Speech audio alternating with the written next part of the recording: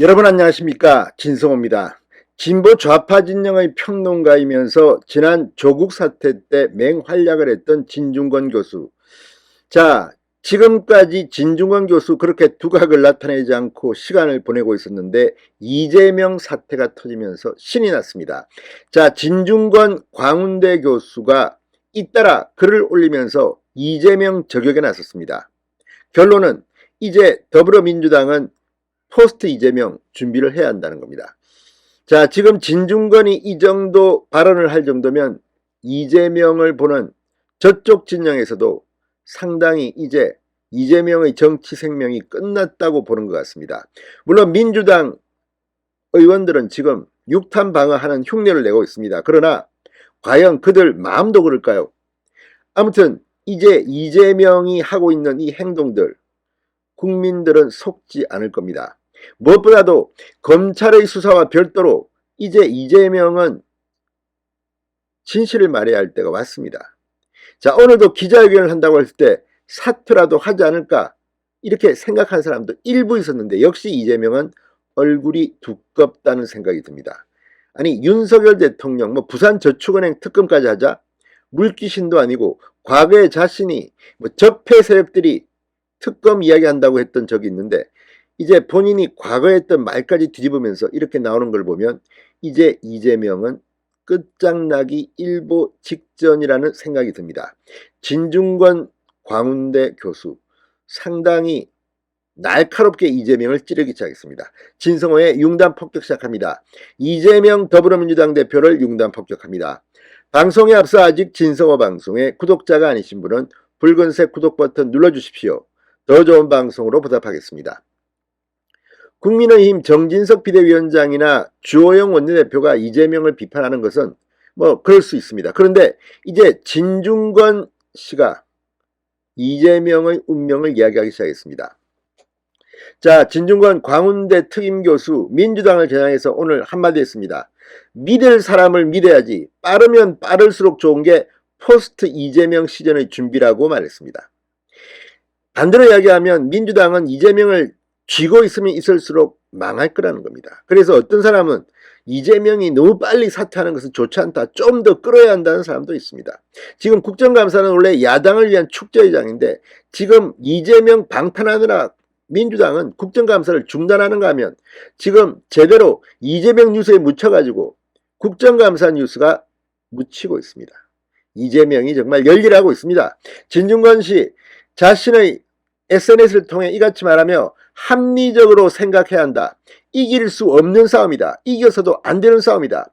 이재명 대표가 결자 해제해야 한다고 의견을 썼습니다.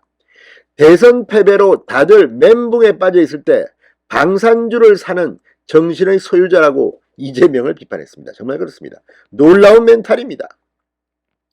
자, 진중권 씨는 지금 잇따라 글을 올리고 또 방송에 나가서 비판을 하고 있습니다. 자, 진중권 광운대 교수는 어제도 이재명 대표를 라디오에 나와서 비판했습니다. 김용의 결백을 믿는다고 이재명이 말한 데 대해서 꼬리 자르기라고 힐난했습니다. CBS 라디오 한판 승부에 출연한 이 진중권 교수 어제 저녁 작심하고 이재명을 비판했습니다. 우리가 주목해야 할 표현이 김용 그분의 무죄를 믿는다, 결백을 믿는다라는 말이다. 김용이 문제다라는 것이다. 이게 지금 그렇게 넘어갈 사안이 아닌 게 지금 보도되는 내용에 따르면 이 진술이 한 사람에게만 나온 게 아니라 두 사람에게서 나온 거다. 남욱에게서 나왔고 그 다음에 유동규에게서도 나왔다라는 거다. 이게 굉장히 구체적이다. 루트가 나왔다. 남욱돈을 그게 정민용 씨한테 가고 정민용이 유동규한테, 유동규가 김용한테, 김용이 그 다음에 점점점이라고 지적했습니다. 실제로 이 돈 배달한 이모 씨가 메모를 남겼는데 그걸 갖다가 검찰이 발견했습니다. 구체적으로 어떤 주차장에서 어떻게 주고받고 현금 8억여 원이 건네졌고 이 중 1억 원을 누가 삥땅 쳤고 배달사고가 났고 또 1억 원을 누가 돌려주고 상당히 구체적인 정황들이 나오고 있습니다. 그런데 이재명은 김용을 믿는다. 자, 진중권 교수는 말합니다. 시기도 명확하다. 4월에서 8월 사이, 그러니까 경선 중이었다는 거다. 액수도 분명하고 20억을 요구했는데 그 중에 8억, 정확하게는 7억 4천인 것 같으라. 이걸 계속 주다가 대장동 사태가 불거지면서 이게 주는 게 중단이 됐다는 것이다. 아주 쉽게 잘 표현했습니다. 민주당이 검찰의 민주연구원 압수수색을 저지한 데 대해서도 일침을 놨습니다. 야당 당사 압수수색하는 거 유례가 없다고 하는데 당사 압수수색은 유례가 있다. 열린우리당 때 그리고 자유한국당 때도 압수수색한 전례가 있고 그때도 당사였다. 지금 당사가 아니고 당사의 세대로 살고 있는 민주연구원이다. 지금 영장에는 어떻게 돼 있냐면 그 사람이 사용하는 책상 그 다음에 그 위에 있는 컴퓨터라고 특정이 돼 있다. 그것만 하면 되는 거다. 이걸 갖다가 당 전체가 나와서 막을 경우에 개인 리스크가 당 전체의 리스크가 된다. 이재명 대표 하나 때문에 민주당이 지금 폭망하고 있다는 것을 진중권이 역설하고 있습니다. 자, 민주당이 대검 이 국정감사를 보이콧하고 용산 대통령실 앞에서 규탄 집회를 가진 데 대해 국감은 야당이 점수를 딸 수 있는 장인데 그걸 스스로 내버린다는 게 황당하고 오늘 같은 경우 법사위 국감은 검찰총장이 나오지 않나. 그럼 직접 따지든지 해야지 왜 용산으로 가는지 모르겠다. 이 발언은 어제 저녁에 한 발언입니다.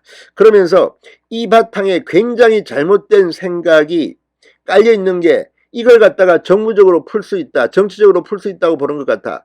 예를 들어서 어떤 프레임을 만들어서 여론전을 펼치고 하면 사실 무죄를 유죄로 만들 수도 있고 무죄가 유죄가 될 수도 있다라는 강한 확신들을 갖고 있는 것 같아.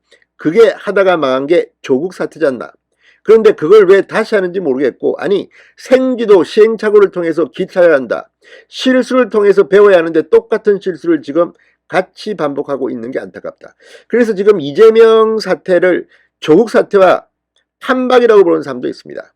가족들이 다 그렇게 망신을 당했다는 겁니다. 실제로 이재명 대표의 부인 김혜경 씨도 아들 장남도 지금 불법 도박 수사를 받고 있습니다.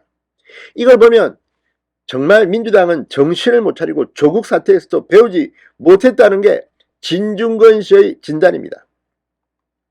자, 이재명 대표 본인이 지금 해결해야 된다. 지금 대표직 수행은 불가능하다. 이런 상황에서는 이라며 대표직 사퇴를 촉구했습니다. 대표직을 내려놓고 자기 방어를 하고 그렇게 나와야 하는데 지금 대표직을 자기 방어를 위해서 사용하는 거잖아. 이렇게 되면 자기를 위해서 당이 희생당한다. 이 길을, 이 잘못을 또 반복해서는 안 된다. 지금 기회가 굉장히 좋다. 왜냐하면 여당이 너무 못하잖나. 지금 국민들이 대한세력을 찾는데 여기서 이런 일들이 벌어진다고 한다면 무슨 희망이 있겠나. 이 말을 보면 진중권이 윤석열 정부를 지지하지 않습니다. 그럼에도 불구하고 지금 여당이 너무 못하는데 지금 민주당은 더 못한다는 이야기입니다. 아무튼 진중권 씨는 저쪽 진영입니다만 진중권이 이재명한테 이 정도 말할 정도면 이재명은 이제 끝났다고 봐야 하지 않겠습니까? 진성호의 융단 폭격이었습니다. 여러분 감사합니다.